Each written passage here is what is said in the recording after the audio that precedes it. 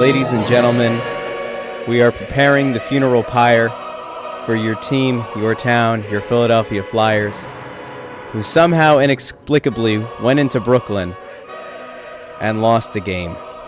We are 2 games away from the end of the season and a stretch that had previously led us to believe that our orange and black Warriors were going to be leading us to at least a nice first-round playoff exit with the potential of a very brief second-round series, are now putting us in a position where we might only have 2 games left in our meaningful hockey season.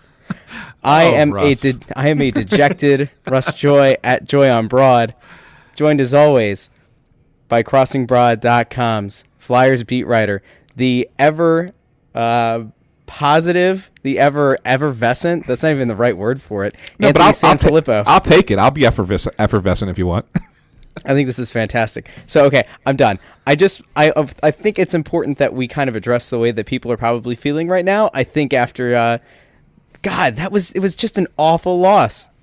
I think maybe we should do this entire podcast like the Flyers played last night. We'll do the first 2/3 of it. We just won't try. Yeah, we won't try for 40 minutes, and then the last 20 minutes we'll bust our ass, right? Absolutely. Yeah, oh my God. All right, before we get started, of course, as always, the Snow The Goalie podcast is part of the Crossing Broad Podcast Network. Make sure you check out all of the shows. But, of course, you are here for hockey talk, and thank God we have the best in the business, not me. That would be Anthony, to break down this game, to break down the Flyers' playoff hopes, and to obviously break down what's going on with Florida. They've got an interesting schedule coming up, and let's just get into it, Anthony. Well, I'll tell you right. What the hell happened? Well, do we want to talk about the game first, or we want to look at the playoff situation? Let's look at the playoff situation first, and then I guess because I'll make you feel a little. I think I'll make you feel a little bit better if we talk about the playoff situation first. Give me a little pep. Little pep in the step. A little pep, right? And then we'll realize. Then we'll break down what the hell happened against the Islanders. So losing the game it would have been good for the Flyers to win because the magic number is 3, and that's points, either earned by the Flyers or lost by the Florida Panthers. So the Flyers missed out on getting any, so they didn't earn any, and then Florida won a game 2-1 against Nashville. They played a really good game against the Predators, who are the best team in hockey, and it kind of ended with a little bit of controversy. The Predators tied it with like 0.3 of a second left, but they went to a video review and they called it goalie interference, and so the goal did not count.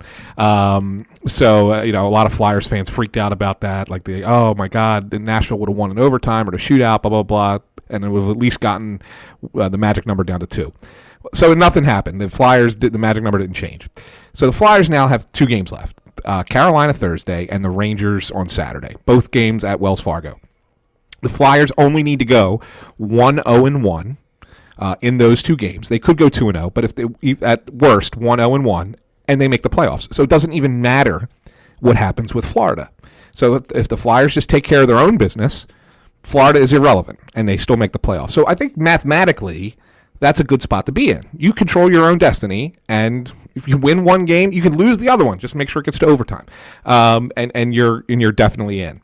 However, if they happen to lose one of those 2 games in regulation, likely, then they need help, and the help would be from either the Boston Bruins or the Buffalo Sabres. Now, I don't think that there's any way we can rely in any capacity on the Buffalo Sabres winning a game, especially in Florida. I mean, it's the last game of the season for Buffalo, right? They've been stuck in one of the worst cities in America for an entire year playing terrible hockey. They get a vacation. They get to go to South Florida for their last game. There is no way that they're going to go in there and play a hard game and give Florida a tough time, especially if Florida needs the game. So really it comes down to the 2 Boston games. They play Boston at home on Thursday, and then there's a makeup game on Sunday. It's the only game in the NHL on Sunday. It was because of a snowstorm up in Boston, and the Florida game got canceled. So they're making it up on Sunday. So Thursday's the more important one. If Florida loses that game, if Boston wins that game, that's it. The Flyers are going to get in. If Florida wins that game, then you assume they beat Buffalo, which is I think the automatic, And it could come down to that last game Sunday in Boston. Okay, well, it's not easy to beat Boston. They have the best record in the conference. You got to beat them twice in 4 days. However, the one thing that nobody's thinking about is there's a real possibility that game Sunday in Boston means nothing to the Bruins. They could either already have the division locked up and the number 1 seed, or if they lose and then maybe lose again on Saturday, Tampa takes the number 1 seed, and then Boston's got nothing to play for on Sunday at all. In either instance, there's a good chance that they sit there and say, well, no reason to play Bergeron, no reason to play, any of our top players. We'll put Anton Khudobin in goal instead of Tuukka Rask. Let's let these guys not play or play them very little. And then the game in Florida has a much easier game on the road than you might think. So it's important for the Flyers at this point to win these games, at least win one of them for sure, and then see what happens after Thursday. So tomorrow night, at this time, Flyers fans are either going to be ecstatic or there's going to be a lot of sphincter tightening taking place around the city. Sphincter tightening, you say? Yeah. How else do you look at it? Because if they lose to Carolina tomorrow night, even if they lose in overtime and they only get 1 point, if they lose to Carolina tomorrow night and Florida doesn't lose in regulation, we're in a situation where it comes down to Saturday against the Rangers, last game of the season, like it did in 2010 in a lot of ways. Thursday is such a big day in a lot of ways for the Flyers, because if you can even make it more complex, Russ, you can look at other games. Columbus is playing, New Jersey is playing, and those games could also affect where the Flyers finish in the division, in the Metropolitan Division. And not only are we talking about, clinging to a playoff spot, but they could even jump up and, go to the first wild card or even up to third place in the division. And you can, end up playing Pittsburgh in the first round, which would be wonderful. But no, so there's so many things that can happen Thursday that matter more than anything. So by Thursday night, we will be either in really happy about where the Flyers are or really panicky. And I think that's really the message that I'm trying to send with this. It's just really hard to imagine. I think even if we went back to some of the craziest stretches that we've seen, we definitely were riding high after that post Super Bowl undefeated in regulation streak. Was it 12 Was it 12 games? I confused them and the Sixers a lot with that. That was back when you can enjoy sports in Philadelphia. That was great. Right. But when you think about even the more recent stretch that they had where they jumped to the top of the Metropolitan Division, it seemed unfathomable that at that point we would have been in a scenario like we are right now. I mean, if you kind of cast aside the fact that it's the Flyers and this kind of thing seems to happen almost every season, this team that we talked about in the last episode being, if you look at the record and you kind of treat overtime losses / shootout losses as what they are, which is a loss, it really is a mediocre team record-wise. I think they're perfectly at 500 right now. There was one of our listeners had actually said on Twitter that, if you take out the shootout losses because they don't consider that to be anything more than just a skills competition, there, I believe, 5 or 6 games over 500, but even still, that's all a hypothetical that or a different premise that you're kind of basing this stuff on. It's still a loss of, potential points. The idea that a few weeks ago we would have been sitting and looking forward, I think it would have been something where we never would have imagined that it would take help from the Florida Panthers, not finishing the season strong, that we'd have to be praying that Boston was going to, Boston or God help us if we really need Buffalo to be the ones to do it, we're going to be the way to get the Flyers into the playoffs. Look, at the beginning of the season, obviously we weren't doing the show. This was something that Kyle and I had argued about, and I think even Adam at the time, we had argued about on the other show, which was, I said the talent on this team didn't strike me as something that was going to be a formidable force going into the playoffs. Kyle had always made the case that, for some reason he seems to think that if you have a team that has enough players with a heartbeat and a pulse, or with a pulse, and are capable of inhaling oxygen and exhaling carbon dioxide, that just automatically makes you a playoff team in the NHL. I tried for weeks on end to explain to him that, like, no, this team is going to have plenty of youth, and they also have some vets, some of which really don't hold much value in terms of, being legitimate, useful players on this team.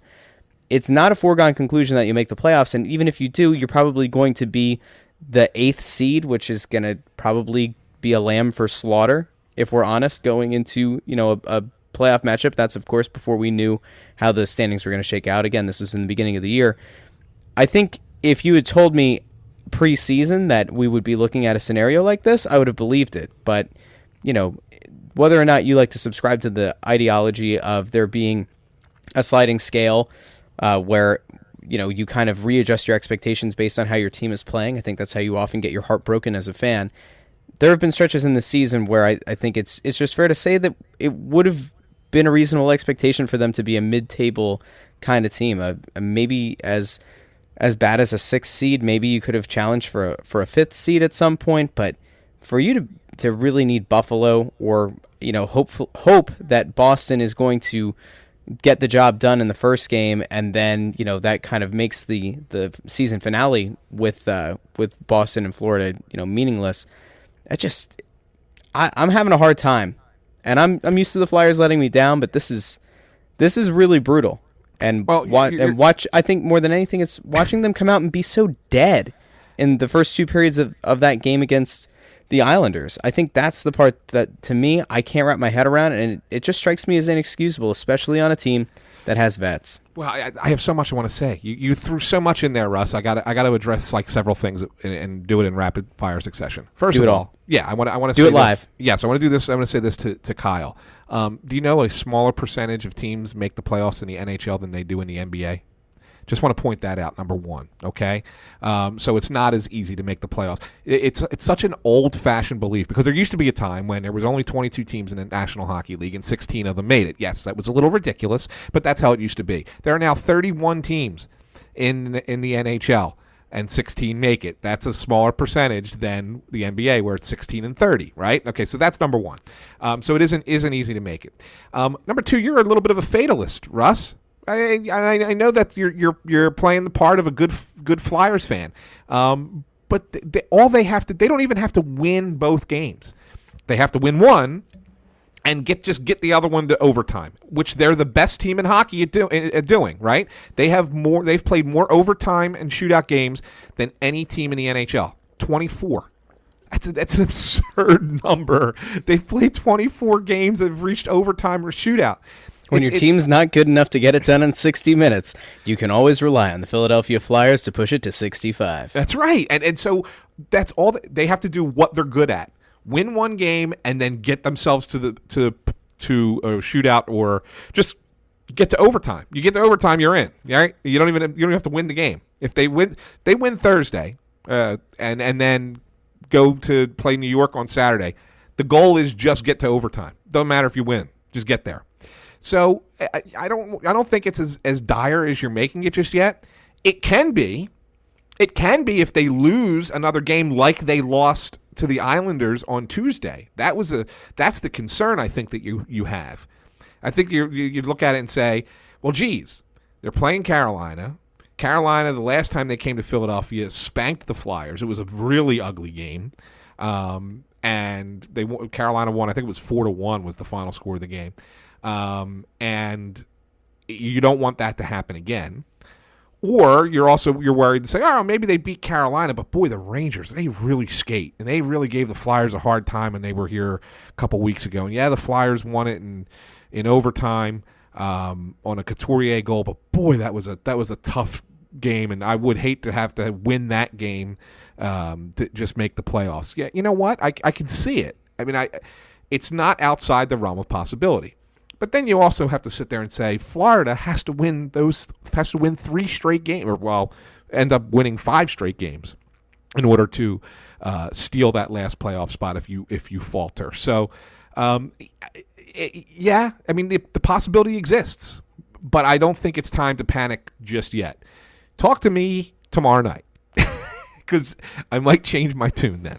Remember, Anthony, I'm sticking to a character here. I'm not going to care for the first 2/3, and then I will care in the final third. That's right. I'm sorry, I forgot. So let's talk about that. No, that's okay. Look, that's actually the idea. This is where I get into crossover sports fans. You know, if we're talking about a Philadelphia team that is okay in their defensive end and even in midfield, but can't, finally, put shots on goal, you can always sign up to be a Philadelphia Union fan, and they can break your heart starting now all the way through the summer and into the early fall.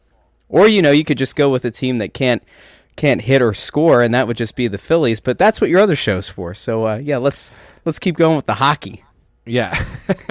So you asked, what the heck happened in the game against the Islanders? Like, what went wrong in that game?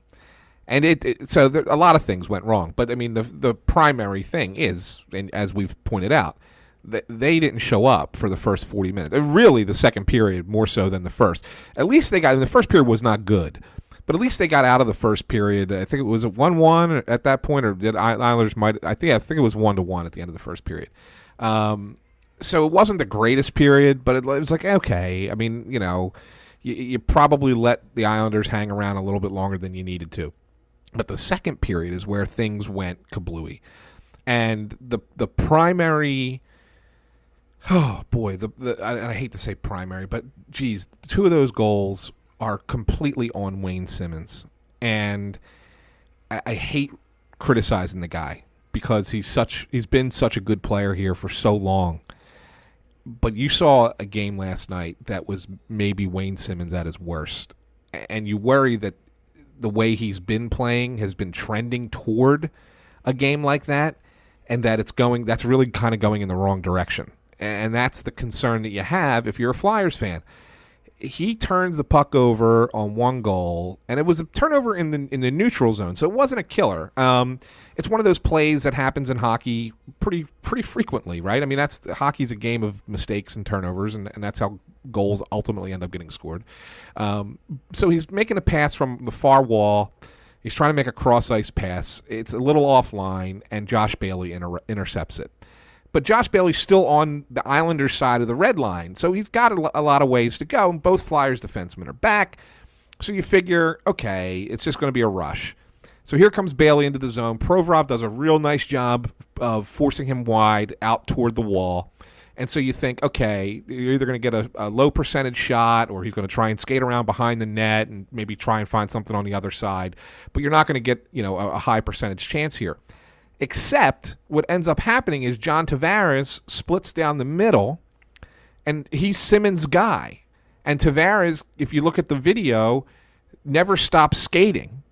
And Simmons does. It's not that he kind of goes into a glide.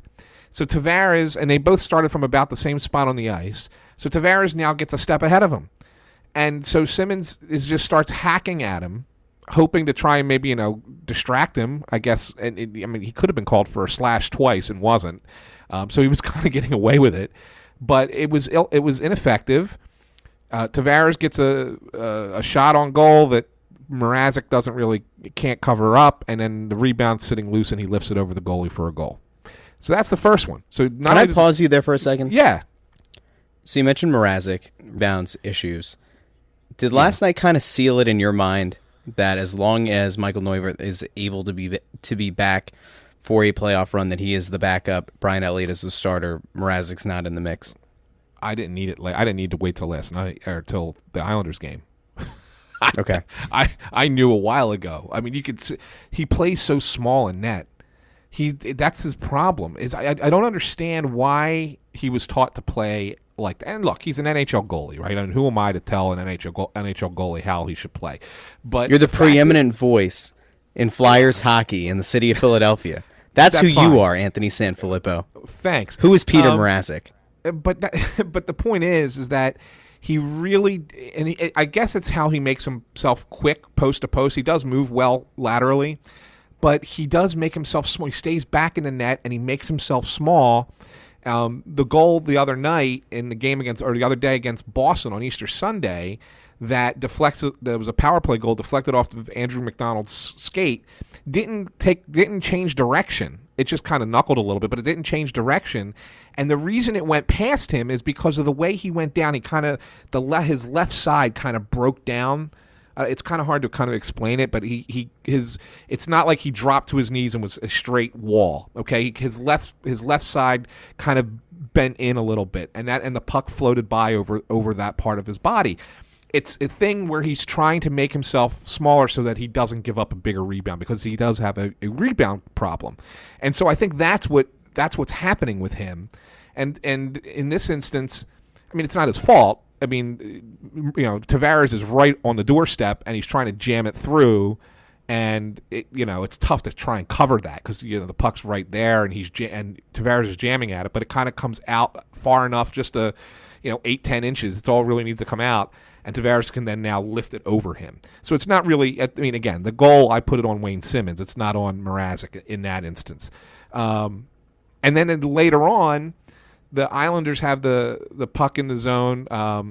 Barzal has the puck on his stick, and he makes a fake, and it wasn't even a great deke. It was just kind of like a shoulder shimmy, and Simmons gets caught going toward the blue line. Now, I don't know about you, Russ, but if you're defending a guy and his job is to get a shot on your goal, are you going to defend toward the blue line, or are you going to defend toward the circle where is a more high percentage scoring area? So I didn't understand why Simmons really overskated that way. Barzal then comes back around him, has a wide open shot, and this is one that he beats Mrazek over the glove. Again, not blaming the goalie, but probably something he should have had, or he could have stopped. Not that he should have had it, but he could have stopped it. That's one of those times where the goalie needs to bail out the mistake that happened in front of him, and it didn't happen.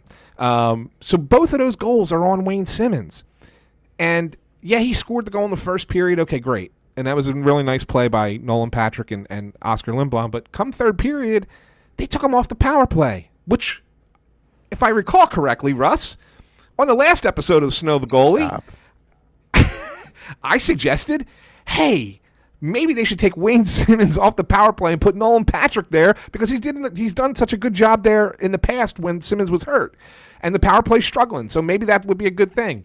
And lo and behold, in the third period against the Islanders, they took Wayne Simmons off the top power play unit, and Nolan Patrick scored not once, but twice on the power play. In Wayne Simmons' kitchen, basically, right in front of the net, both goals.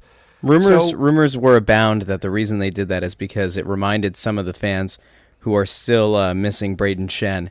It would give them a little something that they could kind of look at and scream about. Well, I mean, Nolan Patrick is a cute little baby boy, and that's who they, that's. Is he your baby? Is he my baby? Is he all of our babies?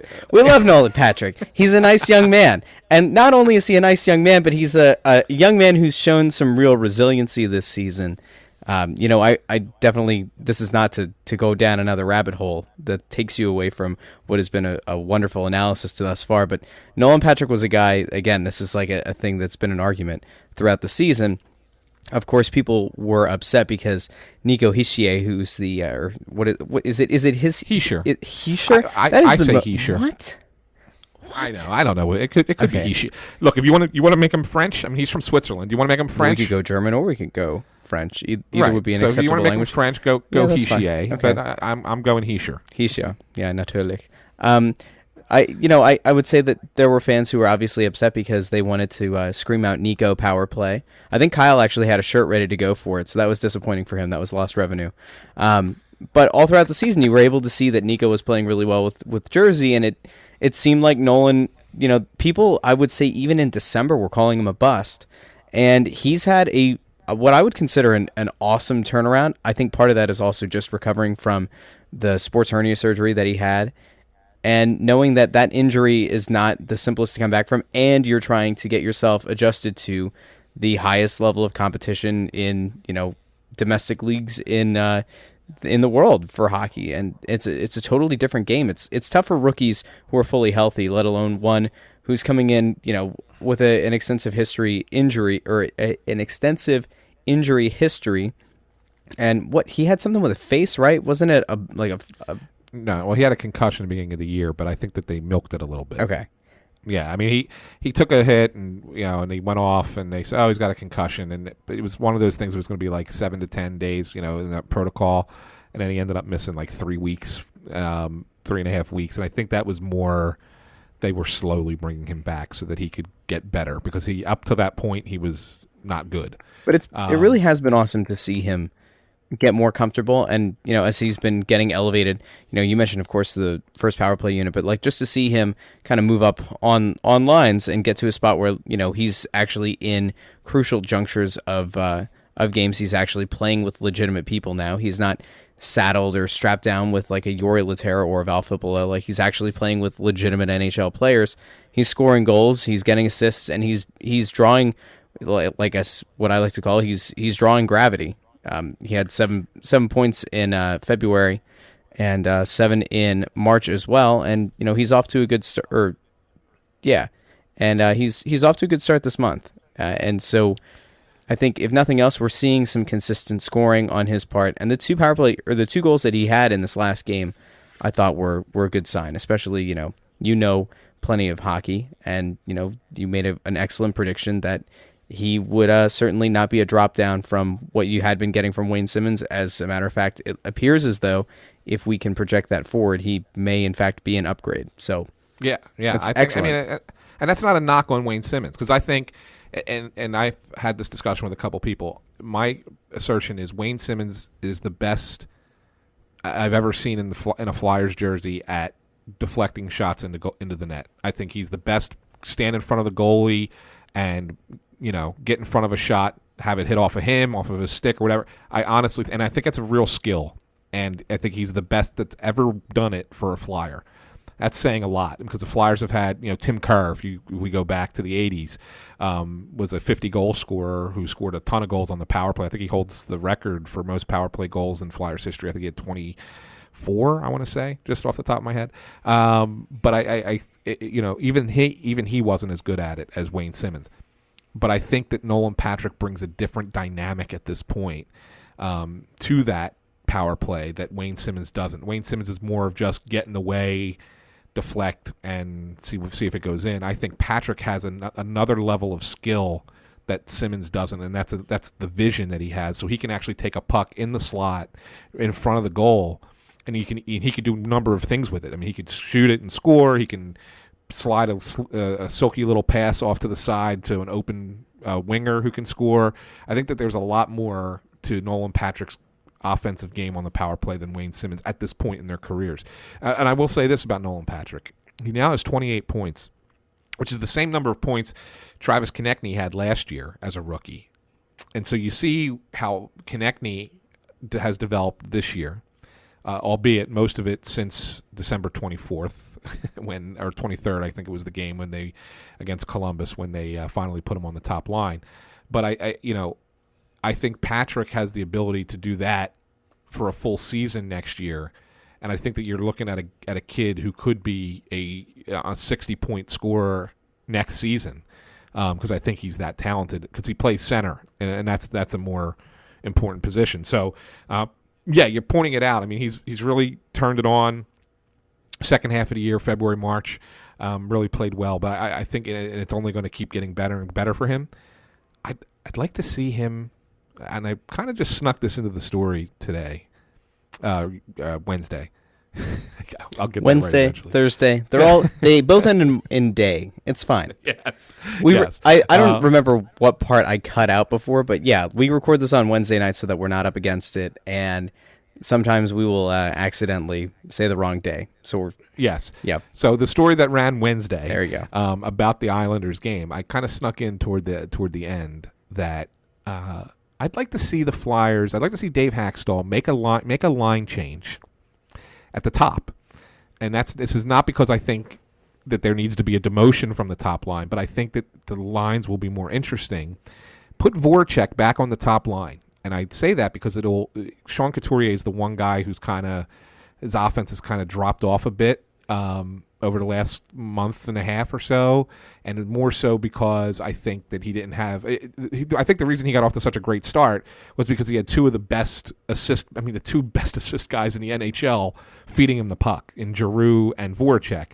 Konechny, as good as he's been, is not as skilled an assist guy as Voracek is. So you put Voracek back up there. Now all of a sudden you have a real dangerous top line with Giroux and Voracek, and now Couturier probably scoring goals again. And Konechny go onto the second line with Patrick and Lindblom and make that second line really, really a top-end speed line that has goal-scoring ability in both Patrick and Konechny. And Lindblom is a very responsible forward. He can play both ways. He plays really smart defensive hockey. So, and I don't think if you look at Konechny and Voracek, the one change, and we talked about this before we started recording the show, the one difference between the two of them is Voracek a lot of times carries the puck up out of the Flyer zone through the neutral zone and into the offensive end. And Konechny doesn't really do that. He's more of the guy who's going to break out and you're going to try and get him the puck down ice. So you say, okay, well, who does it then on that second line? I think the solution would be that you now play your top defensive pair with the second group. So play Provorov and Gostisbehere with those guys and play McDonald and Sanheim with the Giroux, Couturier, Voracek line. This way, Gostisbehere and Provorov can carry the puck up because they're so much better at it than the rest of the defensemen. And you could still spring Konechny. You can still try all those different things. And I think you make for a really exciting line. So if Dave Hackstall's listening, and I know you are, Dave. Hey, Dave, how are you? Give it a shot. Just give it just think about it. Just play it out in your mind. I think it would be a good thing. I really do. I think it is it's an interesting idea. I do worry that dropping Konechny down could possibly, what's the best way to say this? It's not that I don't believe in Konechny. It's just I don't like the concept of blowing up something that's working right now. And this is something we had talked about before the show. I worry that I think to some extent Jake Voracek is able. I still think he probably has some gravity to him that defenses are still going to kind of shade his way a little bit, at least if he's on that second line. And I'm not so sure that you're going to see that same respect paid, with him on the top line. Obviously, that's going to cause probably a more equal distribution, which maybe does free up Couturier, but then I don't know what that does to the second line. I don't know if that then leads the defense to kind of shade more to where Nolan Patrick is playing at, and if that starts to kind of hinder his ability to drive play like he's been, and I don't want to see us kind of switch this whole thing up where now you've got three young guys playing on this second line in a critical juncture. I almost kind of like the calming hand of there being a legitimate veteran. You talked about it in the last show. Voracek was the guy who was kind of calming everybody down in that Boston game when they conceded that late goal. I think there's still something to be said for that, and I do worry that, could the pressure of the moment kind of crush that second line? Now, your idea of switching the defensive pairings to kind of, put your stud defensive pair with that young line, I do think that could benefit them immensely, and I do think that if they're going to do it, that makes the most sense. I certainly don't want to see an Andrew McDonald defensive pairing, and we love Travis Sanheim. He's the first guest on the show in episode 1. For those of you who missed it, I don't know how you possibly could, but I don't know if I like the idea of them rolling out the same defensive pairings the way that they are right now, and I'm worried that Dave Hackstall might not do the switch that you're kind of proposing. And I think that could, potentially cause all kinds of chemistry issues, and it could also, I don't know. Maybe as a mid-game switch, I wouldn't be opposed, but I certainly don't know if I'm comfortable doing it in the last 2 games of the season. So we've kind of reversed roles here. It's like Freaky Friday all of a sudden. Although it's Thursday. But it's Wednesday. But it's Thursday. It's like Freaky Friday in the sense that look at you wanting to have veteran leadership on the ice, and me saying put the kids together. But they're not veterans that suck. They're veterans that actually have skill and talent. But here's my argument back that you. Okay, go ahead, Russ. Because you said you're worried about breaking up something that's working, and I get it, and I'm 99 times out of 100 I'm right there with you. I say if it ain't broke, don't fix it. But let's keep in mind that the reason that this line is working with Travis Konechny on the top line with Giroux and Couturier is because they broke up something that wasn't broken. They fixed something that wasn't broken. That top line was scoring a ton of points prior to Christmas, if you recall. Yep. Giroux, Couturier, and Voracek, and they broke it up because they needed to get more scoring through the lineup. Well, now that Konechny has established himself as a goal scorer, which he's got 24 goals now, I think maybe you can try it again. You could do it for a period and a half, and if it's like, oh no, this is a disaster, you can always switch back. That's the beauty of hockey, is you can make that change. You don't have to stick with what you're doing the entire game. But I'd like to see a few shifts just to see what it does and see how teams react to it, because now you have a choice. Now you're forcing the hand of the opposition. Who are you putting your best defensive line against? Well, most likely against Couturier, Giroux, and Voracek, because it's the three of the top 20 scorers in the NHL. But now, what defensive line are you putting out there against that speed? Like, how are you gonna negate the speed of a 19-year-old, a 21-year-old, and a 22-year-old? Like, who's doing that? So I think they're a real matchup nightmare in a lot of ways, and so it'd be interesting to see how teams react to that. And so I just like to see them try it, especially if, I'll say this. How about this? Maybe we can meet in the middle here. Don't do it for the Carolina game.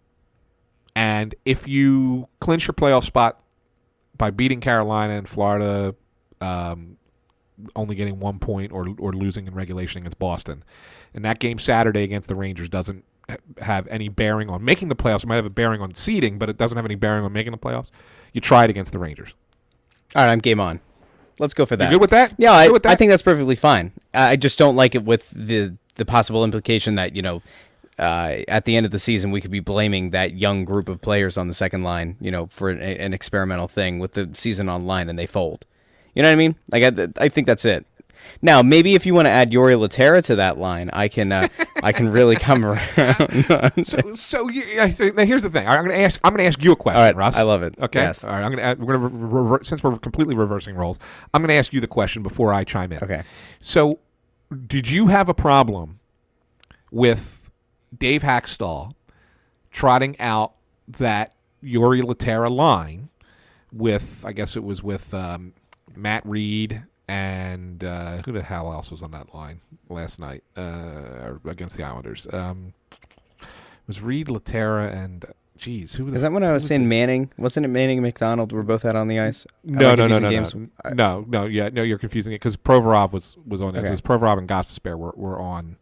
Or actually, it might not have even been Gostisbehere. It might have been somebody else. But Provorov was the guy who ends up making a mistake. But whoever the other winger was, it doesn't matter. But it's on the game-winning goal for the Islanders, right? Lehtera is out there and gets Matthew Barzal blows right past him and is able on the 2-on-1 to score the game-winning goal. Do you have a problem with that line being on the ice at that point? I think Jori Lehtera brings great veteran leadership to this team. And I think that in the end of games, when you need to really lock it in, you should always go with veteran leaders, not necessarily your most skilled players, because after all, what is a skilled player? They're unreliable, and they're more likely to make a mistake. Jori Lehtera does not make mistakes. I love him at the end of games. I also love Matt Reed, who has been playing most of the season in the AHL. I love him closing out games as well. So, of course, I'm not okay with it, Anthony. Please, okay. I'm sure that this is going to lead to some moment where I eat further crow. Tell me why that was the only option. It was because the Flyers were down 4-1 in the third period. Okay, entering the period. So Dave Hackstall has no choice at that point but to shorten his bench and really trot out his scoring players. Right. So your top two lines and probably you're rotating Simmons and Wheel in there a little bit. So you're probably maybe that Filppula line is getting the odd shift, but mostly going to be those top two lines. It was Ghost, by the way. He was out there for that. It was Ghost. Yeah. Ghost was on there. Okay, that's what I thought. And I think Raffle was the other forward. Just if we were, I'm double checking the highlight right now. Yeah, I think it was Raffle. Anyway, so the point is that those guys were on the ice consistently. And so the Flyers get back in the game. They scored 3 goals. They were dominant for a good 12 minutes of that third period, really pushed the envelope, really, really came hard. Patrick scores the 2 goals to get him close, and then Giroux, just because he's been clutch all season. I mean, every big spot he scores the tying goal, and everybody's fired up. So these guys have now spent most of the third period on the ice. It's now a tie game. You've caught up. You've tied up. Giroux's line was just out there. Patrick's line was out just before that. Well, who do you go to at that point? Like, really? I mean, you have 2 options. You can either go with Filppula's line or you go Lehtera's line. Now, we could argue Lehtera shouldn't have been in the lineup to begin with. Once you bring Raffle back, why do you take Scott Laughton out? Scott Laughton's certainly a plus skater, something that Jori Lehtera is not. And can Scott Laughton skate with Barzal there? Yeah, maybe, maybe not, but at least he's got a better chance than Jori Lehtera does. So that's a fair argument that we can question the coach on. But the in-game decision itself, he doesn't have a choice. He's got to put a line out there that is subpar. Not to mention, the game's in New York. It's in Brooklyn. So the Islanders have the second change. So the Islanders take a look. The Islanders coach looks over. All right, who's he putting out on the ice? Oh, okay. Oh, Lehtera? All right, let's put our fastest line out there. And so it works for the home team as a matchup. It's more because the Flyers just don't have the depth. And that's part of the problem with the team. Well, that's why they're 40-40. That's why they're a 500 team and they're mediocre. Because they don't have the depth that you need to be a really good team. They have a lot of players who you really like. Their top-end players are excellent skill players and are, maybe even elite in some instances like Giroux and Voracek.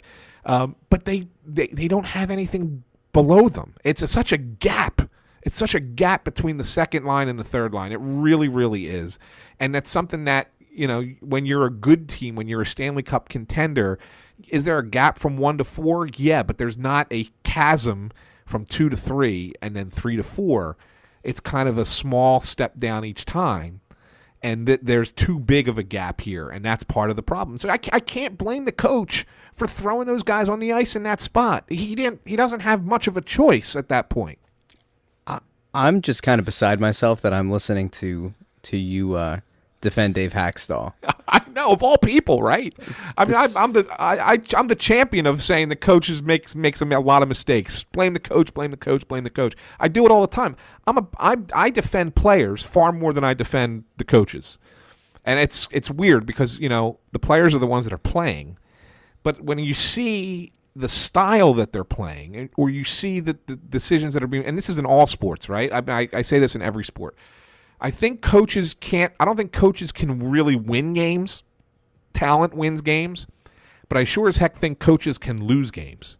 And so the best coaches don't lose games, and the worst coaches do lose games. And so when the Flyers are losing games and I see something, I say, well, is that a mistake because the guy is not a good player sometimes?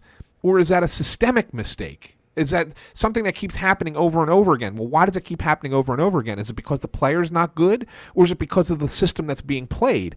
I argue that it's the system a lot of times with the Flyers, and if you're blaming the system, then it has to be the person who's implementing that system. And so that's why I blame the coach. But in this instance, I cannot blame Dave Hackstall. He didn't have any other choice. We're 2 episodes in, and I feel like we've gone totally Jekyll and Hyde. Freaky Friday. I don't even know what's left. I mean, I think if we lined up the first episode and this one side by side, none of this makes sense. And I blame the Flyers. I blame them for all of this. We should have been celebrating what should have ostensibly been a playoff clinching victory over the Islanders, right? Or yeah, would it have been? Would it have? No, it wouldn't have clinched. They would have been. There would have been a point out, right? Magic number would have been 1. So we would have essentially been celebrating a playoff berth, and instead we're sitting here trying to pick up the pieces because Jori Lehtera's line was out at the end of a game. I mean, and out of necessity. Like it's a messed up scenario. I don't know. Like positives, I guess that we could take out of it.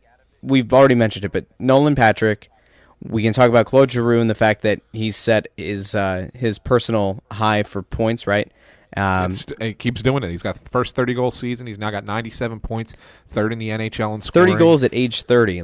That to me, I think, and we talked about this on the last episode as well, his resurgence to dominance. I mean, like we're in a scenario right now where he has the most points that he is had since, what was it, the year that ever. Well, I know, but I'm saying like the last time that he had anywhere near this amount of points was the year, was it 20? 12, it was 12. 15? I think was it 2012 when Laviolette said he was the best player in the world. No, that was 10. Was that 10? Was that 2010? No, that was 2011 when they beat the Penguins. When did they beat the Penguins? Hold on, I'm looking. 12. They beat them in 12. That was it. That was when the shift. Yeah, it was 2012. But that wasn't the year he had the 93 points. I think it was 14 that he actually had the 93-point season. Because I was working for the team, so it had to be. It wasn't the year before, because the year before was the lockout. They only had a half season. So I was with the Flyers for 2 years, and it was the second year, because I remember doing a big campaign for him to be the Hart Trophy finalist. So a gun to your head, what season did he have 93 points? 13-14? Nope, it was 11-12. Was it really? It really was. That was all in the same year.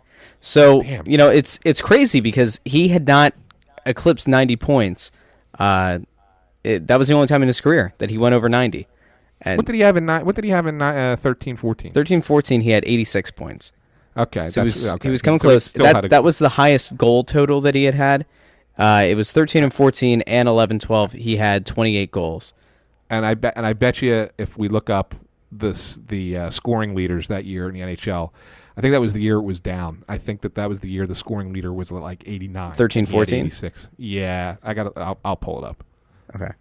Yeah, but anyway, the fact that he has bounced back like he has, I think he's, of course, depending on how this plays out, depending on if they make the playoffs or not. If they miss the playoffs, all of the uneducated people are going to be screaming that it's Claude Giroux's fault, that he did a poor job of stepping up in big situations, and it's obviously this core group of veterans' time to go. It's time to trade Voracek and Giroux and go into next season, and let's tear it all down. Let's make Nolan Patrick the captain. Let's make him the first line center. Like, I can see it all now. I mean, it's Philadelphia. This is what Philadelphia fans do, and Flyers fans are probably the nuttiest group of them all. And I say that with love because they listen to our podcast. But like, in fairness, I think most Flyers fans, if they would take a step back, would say, yeah, we're pretty nuts. Like the way that some people have accused Flyers fans of drinking the orange Kool-Aid at pretty much every juncture. Although I do think that to some extent, between the coach and the GM and some of the decisions that have been made this year, I think people have started to get #woke. So I'm just kind of hoping that regardless of how this plays out, we've now seen that Claude Giroux does have this in him. And knowing that next year you're going to be going into a season where all of these young kids that you've actually given legitimate time to, legitimate shifts in the midst of a playoff run, they're going to get that much better. And even though he's going to be 31 next year, he's shown you that he's capable of setting career highs. He's certainly not on the downside of his career. And this is maybe like the one thing that I think, if you take everything else away from this season, if you pull yourself away from the anger that you've had in watching Sanheim go down to the AHL for most of the season and seeing Konechny get benched, and kind of seeing some of the weird lineup choices that Dave Haxtell's made throughout the season, the one thing that he nailed, and he deserves all the credit in the world for, was moving Giroux back to wing. It has probably extended his career, or at least extended what maybe we would consider up to his prime. I mean, it's kind of hard not to say that he's in a prime year if this is the best year of his career points-wise. It's probably extended his prime another 2-3 years, right? It's made him beyond a serviceable NHL player. It really does put him into an elite category in terms of scoring leaders, and as a guy that you can rely on to lead this team, through this next 2-3 year window where all of these young kids are going to, start to enter their primes. Maybe at that point he's on the end of his career. He's on the end of being that top line, wing. But I don't really know what else to say except he's been everything that I think we've ever wanted him to be. He's done everything that he's supposed to do as the captain of this team, and it's a shame if they miss. But again, if you go in with the preseason expectation that they were going to maybe be a fringe playoff team, he's led them to I think what your best case scenario preseason would have been. Yeah, and you're right. And by the way, I looked it up. So in 2013-14, I wasn't off. That was the year he was the Hart Trophy finalist. Crosby won the Hart Trophy that year. Who? Giroux, Sidney Crosby. Who? And Giroux finished third in the NHL in scoring with 86 points. So my memory wasn't completely shot. It was just partially incorrect as to the total. So I was only off by about 7 points. I didn't get to complain about this in the last show. Does it ever bother you? Now, I know this is a Philadelphia fan thing where regardless of the sport, we often think that the national media and the play-by-play crew hates our team. I love Doc Emmerich a lot, even though he occasionally sounds like a pirate. But it really does bother me that at the end of that game, I'm going to pull my mic away because if I do a Doc, I'm going to pop the mic. So we get down to Boston scoring, right? They score in the last 4 seconds, and it's the Bruins score, and he's like losing it, right? And typically, I'm really hyped for some Doc Emmerich. Like when Kenny Albert's on the call, and Kenny Albert seems like a lovely man. I don't know him personally, but I'm sure he's a delightful human being. But when Kenny Albert or whoever that other guy they had, who kind of looked and sounded like a Diet Pepsi version of Doc Emmerich during the Olympic break, he called one of the Flyers games. I forget his name. I made fun of him on Twitter because he was Diet Doc. Whenever Doc Emmerich does a game, I'm excited, but I've started to feel like recently we haven't been getting that same kind of beautiful Doc Emmerich treatment. And even on the game-winning goal against Boston, it did not feel like a climactic moment. It was very disappointing. I loved it. You know why I loved it? Because he got out. We're going to disagree. Because he got out of the way. Yes, he did. It was very, it was very Harry the K of him. It was beautiful. He, and his best line came as Giroux was skating in with the puck for the win. That's what he said. For the win, score, and then he let it go, and then you heard the crowd. To me, that's the best kind of call. I hate a guy who just keeps talking during a climactic moment in a sporting event. And I thought it was one of his better calls. I really did. I really enjoyed it. I gave him an appreciation for the finer things in life. You wanted a nice little glass of a Cabernet or something, and I wanted a full-fledged Red Bull in that moment, and I got like a full Red Bull on the Boston call. I just felt like it was somewhat anticlimactic. Although I'm kind of glad that he didn't go down to Pierre right after that, because I'm pretty sure the Pierre is a Pittsburgh robot. It feels like every time they go down to the glass, it doesn't matter if the Penguins are playing or not, but it's like, now down to Pierre McGuire. Go ahead, Pierre. Oh, thanks, Doc. Sidney Crosby. Sidney Crosby. Back to you, Doc. Have fun out there. Like, seriously. Like, I don't know what Pierre does. He also seems like a delightful man. He kind of waddles like a penguin. Good for him. Anyway, that I just had to get that off my chest. It's been bothering me since the Boston game. By the way, where you hear him talk, right? Which one? Where do you think he's from? Who? Pierre McGuire. Pierre? Where do you think he's from? That's a good question there, Anthony. I don't know. Is he from Western PA? No, he can't be. No. Can I have a hint? Come on, just take it. So you hear him talk, right? So where does he sound like he's from? I mean, he sounds like he's from the boonies, if I'm honest. Like he sounds like people that I grew up around. Which is not helpful. That's North Central Pennsylvania, so it's not that. It's not that, right? No. Is he from Saskatchewan or something? Can he be from somewhere really cool? No. I want a hint. Don't just give it to me straight. Let's play the guessing game. Come on. So here's the thing. All right. So he was all right. You want me to give you a clue? Yeah, I want a clue. I know that Pierre tried to interview for a Pittsburgh Penguins job a couple years back, right? Like he was. Okay. First of all, it's also not his first name either, Pierre. What? It's not. Stop. I'm telling you the truth. Stop. No. Yes. No. Okay, I'll tell you. Like John Stewart's name isn't really John Stewart. Don't tell me that. Here's the guessing game. Okay. His real first name is the same as a former talk show host. Bill? No. What kind of talk show host? I said former talk show host. Well, Bill O'Reilly doesn't do it anymore. He was a okay, that's where you were going. Regis. Right, oh my God, is it Regis? Can he be Regis Philbin? He is Regis Pierre Maguire. His name is really Regis. Yes. Okay, and he was born. He's from Inglewood, New Jersey. Is where he's from. Okay. No. Now he grew up. To be fair, he grew up a little bit in Montreal because his mother is, I believe, French Canadian. That's why Pierre is the middle name.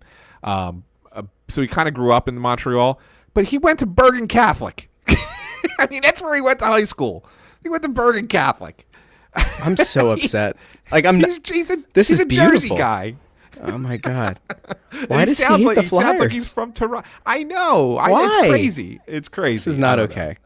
Yeah. All right. Well, here's to you, Regis. All I can think, and it was funny. I was thinking about Regis Philbin the other day. Do you remember when Fox Sports 1, when they started up a few years ago? I think it was like 5 years ago. I think is when they started FS1, and one of their anchor shows was like the 5 o'clock show that was supposed to go head to head with Around the Horn and PTI.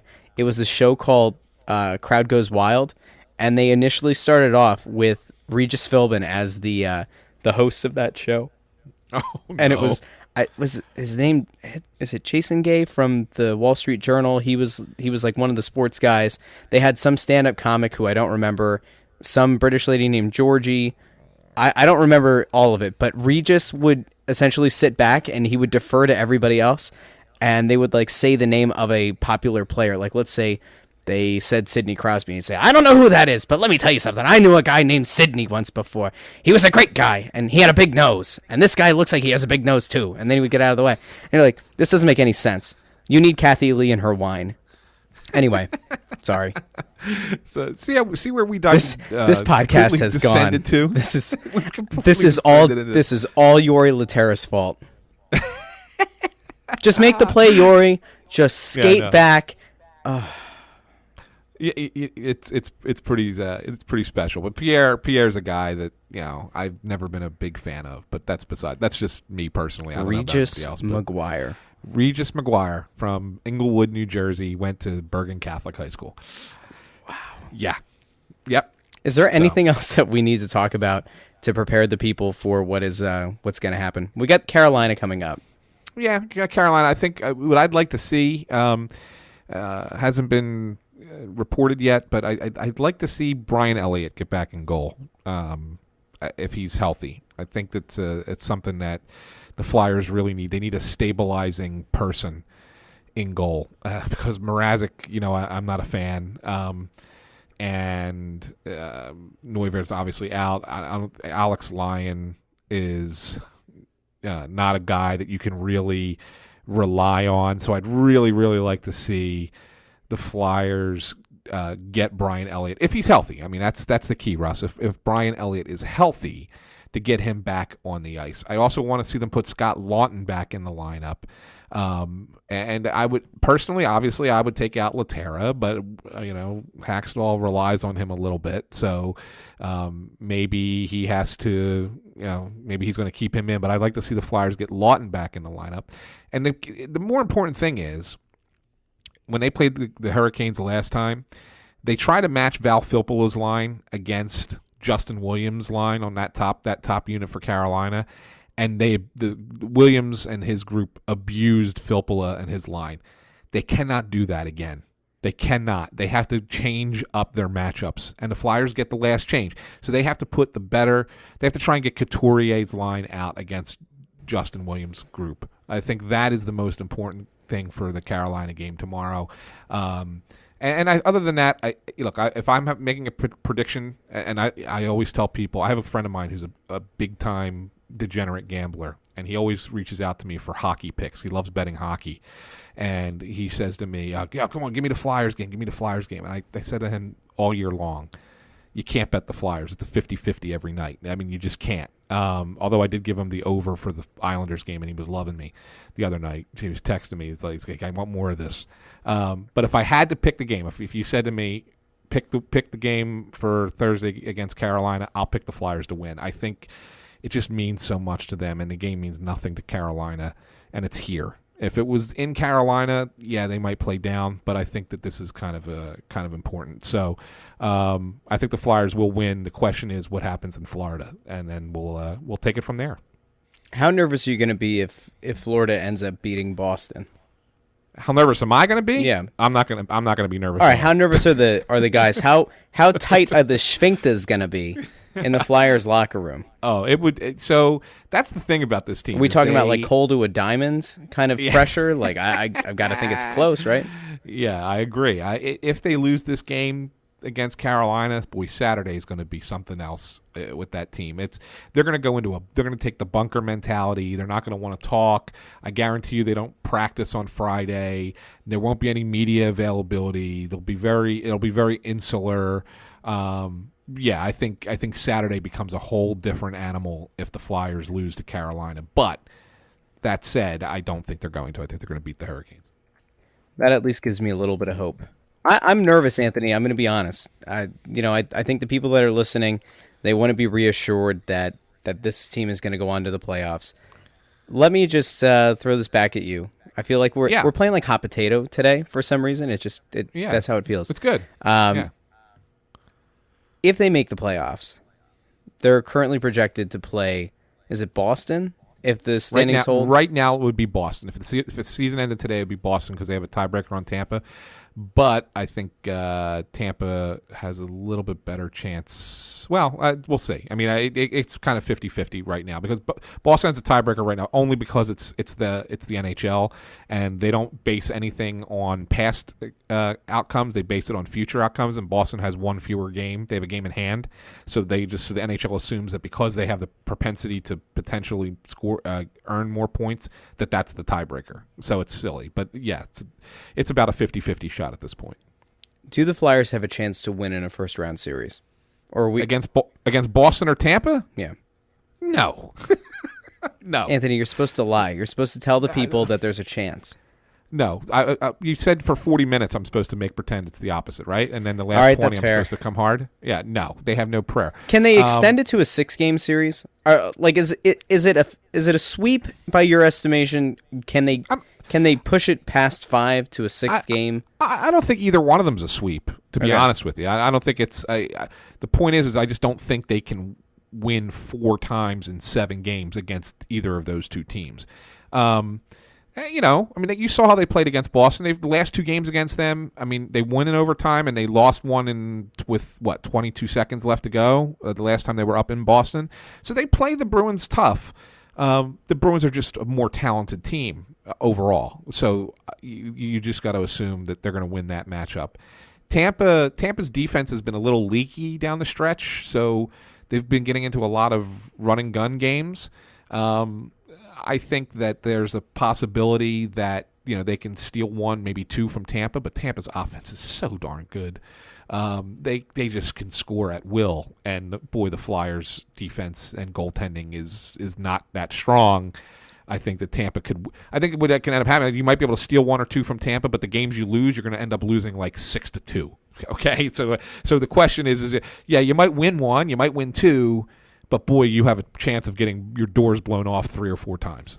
How long will it take Dave Hackstall to pull the goalie, whoever it is, if it's Brian Elliott or if they, God forbid, have to go into it with a Neuber Mrazek duo? How long does it take him in the playoffs in the first game to pull a goalie? Yeah, I don't think he would pull Elliott unless Elliott's having a bad game. I think the team actually feels they play a lot better in front of Elliott because I think they're more confident in him. But if you're relying on Mrazek or Lyon or Neuver, if he somehow gets healthy, I would say goal 3 definitely, maybe even goal 2 depending on when it is and what the score is. I mean, if they get 2 quick goals and it's 2-0, you could see the change that quick.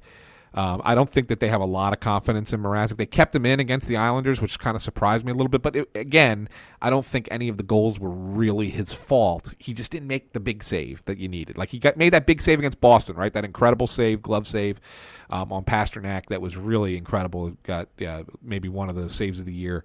But he didn't do any of that against the Islanders. And so maybe that's the only reason he stayed in, is because it wasn't a bad goal, but he didn't have the big save either. All right, we have some questions from the fine folks on Twitter.com. Woohoo! That was great.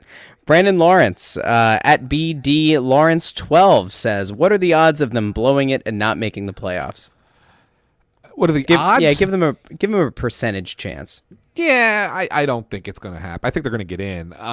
I'd say probably 20% chance that they blow it. I'd say 80% chance that they get in, 20% chance that they blow it. Nick Papillo at the Kid 247 asks, "Why do the Flyers always give up a game-tying goal right after the other team pulls the goalie?" So 6-on-5 has become this is the thing. I'm not going to defend the Flyers here, because you would think that they would be able to learn how to get the puck out of the zone, and that's their biggest problem. It's 6-on-5, 5-on-5 down the stretch when they're trying to sit back and protect a lead. They struggle to have a zone exit. They struggle to get the puck out. Sometimes they do, but they ice it, and then they got tired guys on the ice. So that really is a systemic thing. Again, this is what, to me, you blame the coach.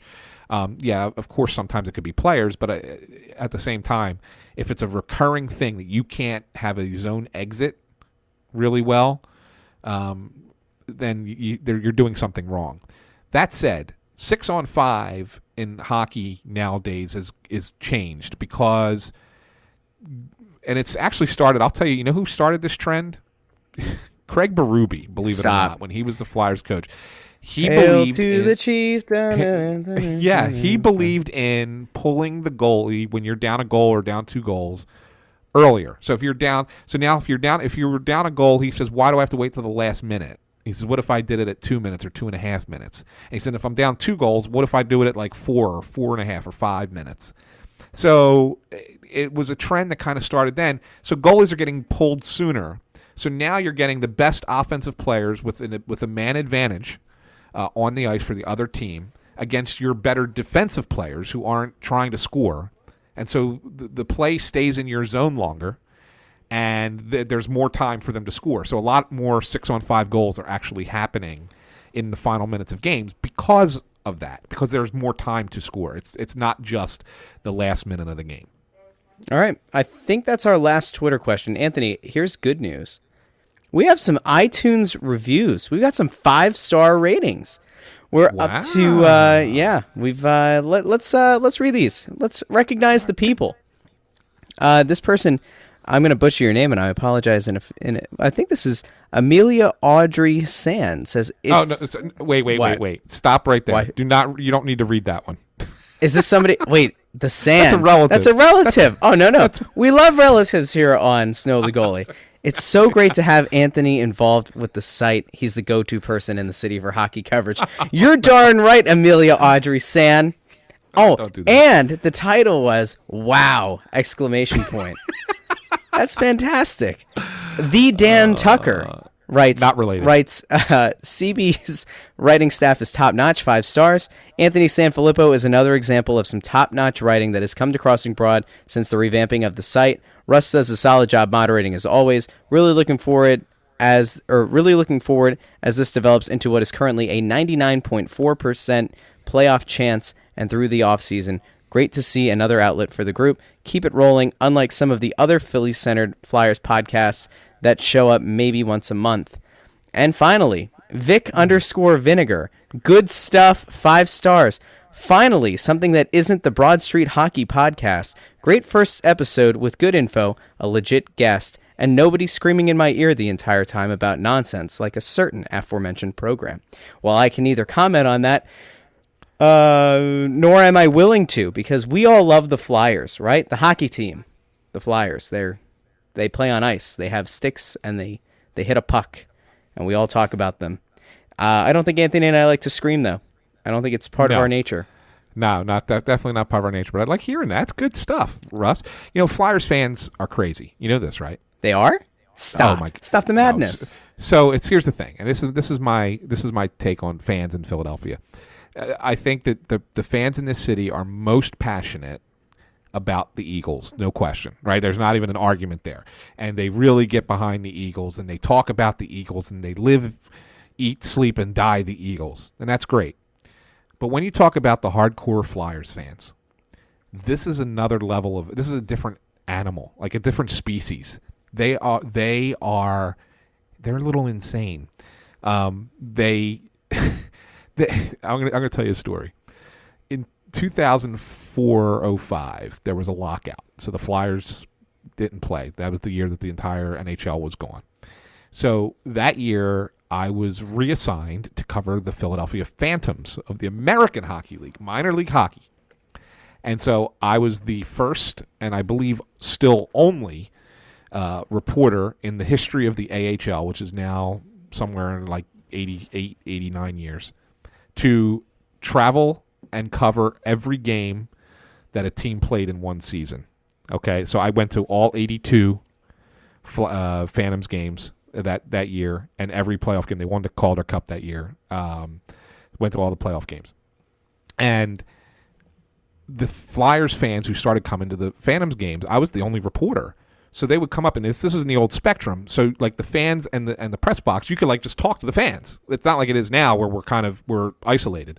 Back then, I mean, the fans were right there. I mean, they would just come up and start talking to you. I had people who used to bring me my own personal cheesecakes every game.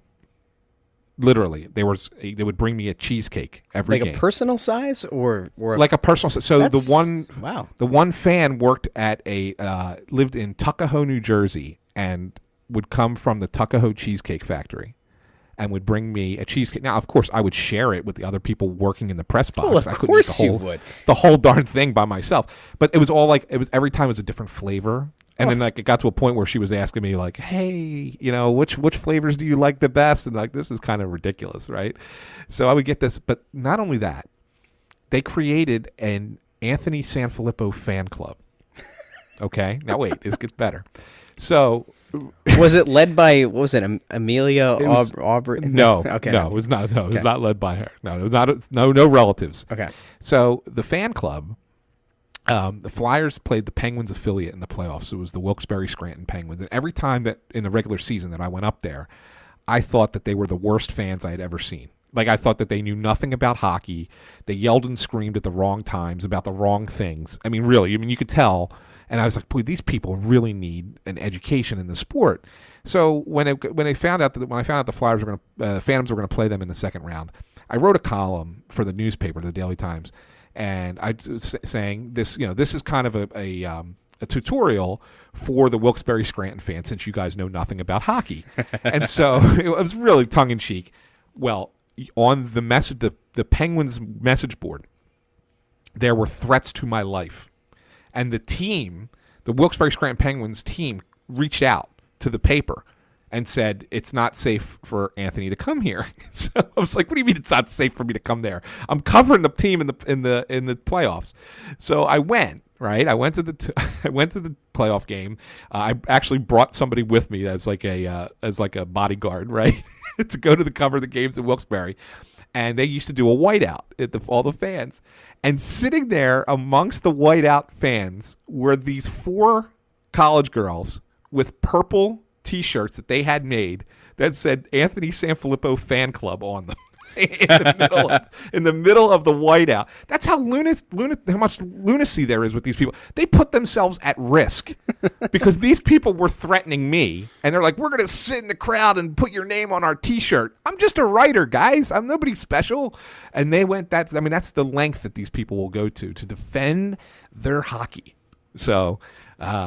Yeah, they're a special breed, and I love them a lot. Even if I fight with them sometimes on Twitter, I understand where the emotion comes from. I get it, and I feel it, and I do have a special relationship with these people. Well, I guess we're gonna have to reinstitute that in case the Flyers end up playing Boston. I think an Anthony SanFilippo fan club would only make sense to send up to that city of Boston. Maybe we'll even start a Nick Foles fan club.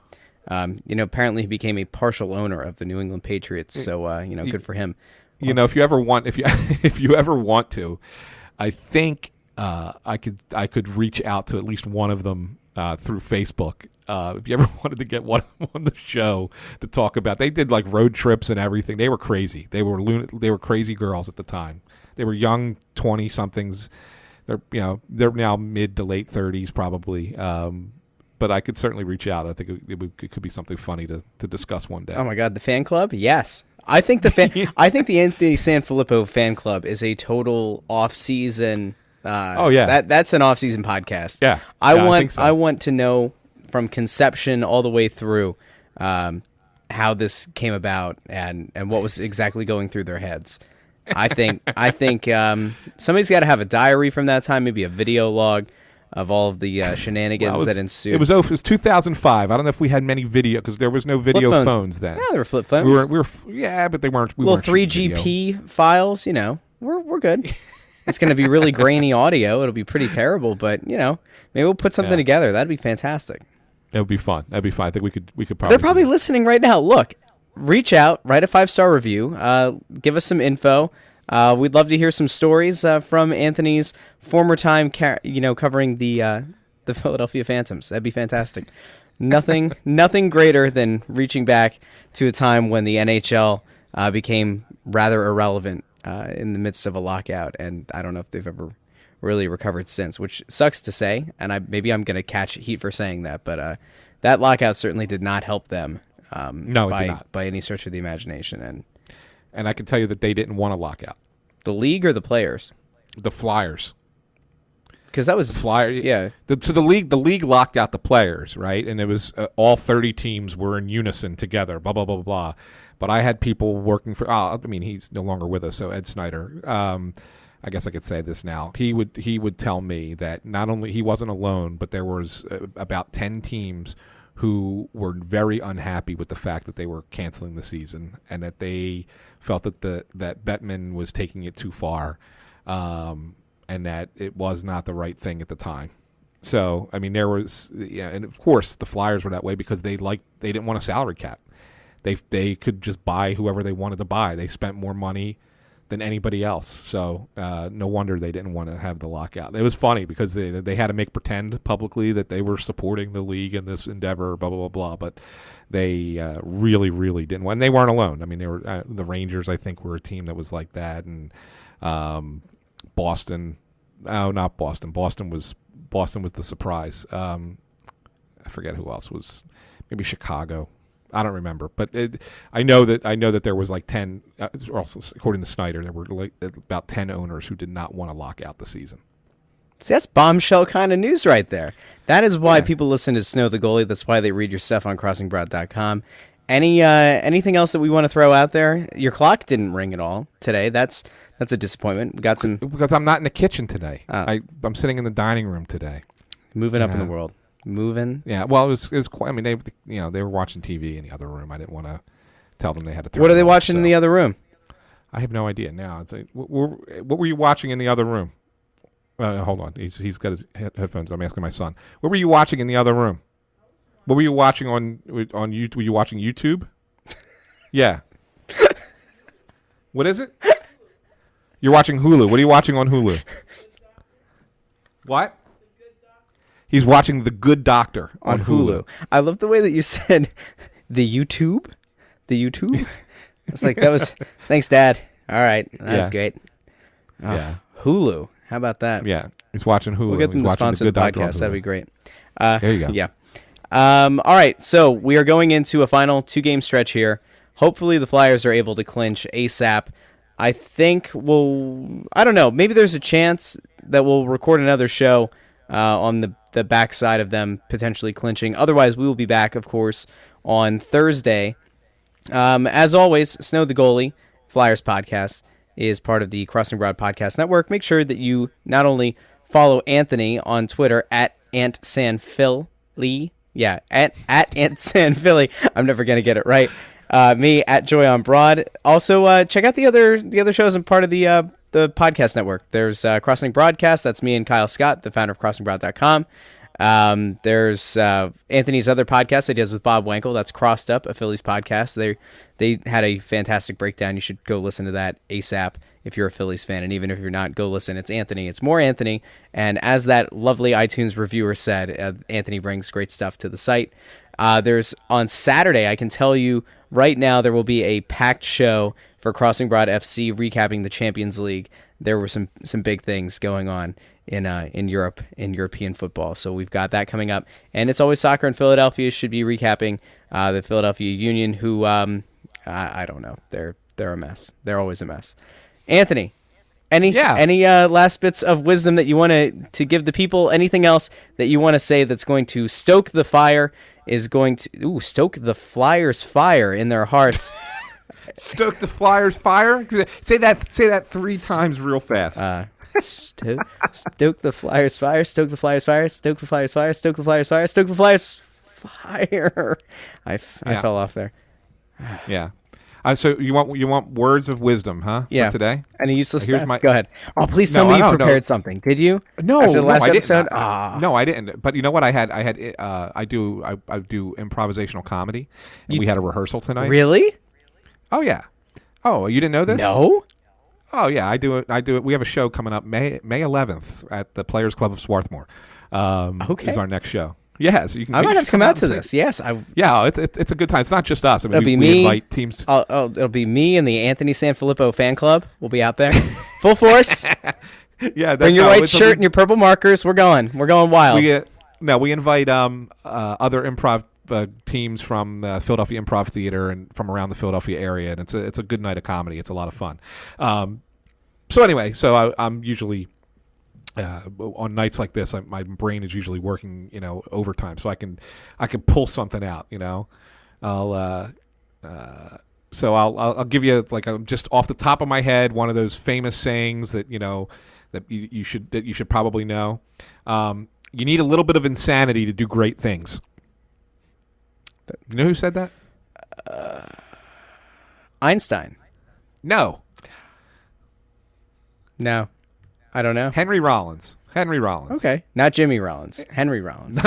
Not Jimmy. Henry Rollins. That was almost a Tony Bruno moment. Yeah. You need a little bit of insanity to do great things. You know who Henry Rollins is, right? Oh my God! And the only reason I know Henry Rollins, that saying is Henry Rollins, is because we actually share a birthday. Henry Rollins and I have the same birthday, but he's a singer. He does like hardcore punk, and he used to have a show on MTV, the Henry Rollins Show. He was on what else? He had he was on MTV. He was on 120 Minutes. He did Jackass. I recognize that name. That's what most people in the comments section call me.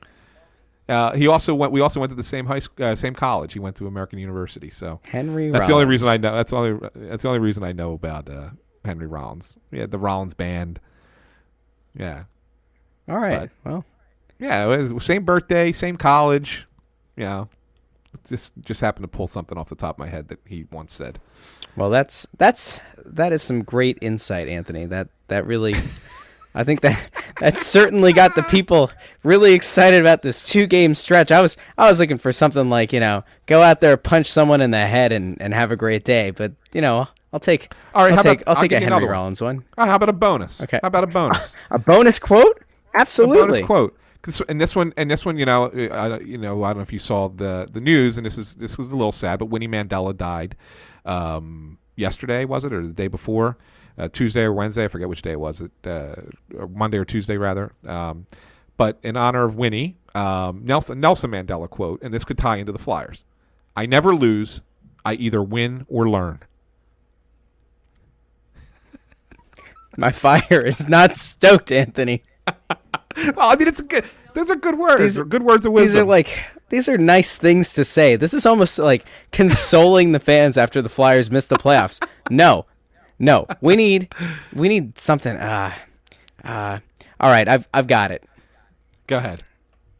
This was a quote from a legend in the sport of hockey. His name was Doug Glatt, and so I encourage Nolan Patrick and Claude Giroux and the crew to sit in a circle. And prior to their next game, I think one of them needs to cite this famous quote.